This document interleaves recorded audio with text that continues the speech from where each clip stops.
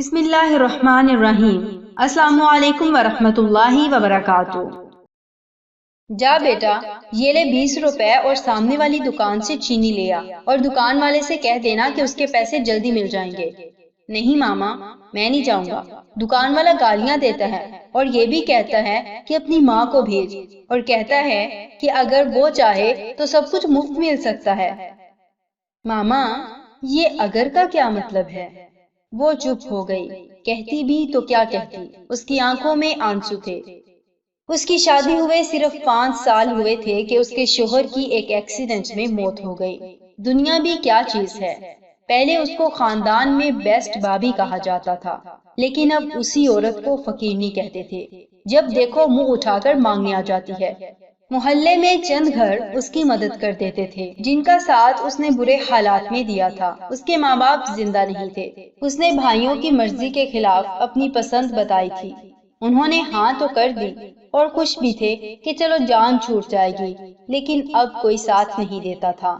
وہی دکان والا جب نیا محلے میں آیا تو اس کے شوہر کے پاس آتا اور کہتا میری دکان چلنے میں مدد کر دو، اور ان کو باجی باجی کہا کرتا تھا۔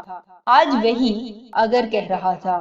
اس کو اگر کا مطلب سمجھ آ رہا تھا، کیونکہ آگے اس کو بہت سی جگہ اگر سننا تھا۔ وہ آج سمجھ چکی تھی کہ جب شوہر مر جائے اور تمام رستے بند ہو جائیں تو اسلامی معاشرے میں بھی عورت کو اگر کا سہارا لینا پڑ جاتا ہے، کیونکہ مرد ذات گھاٹے کا سودا نہیں کرتی۔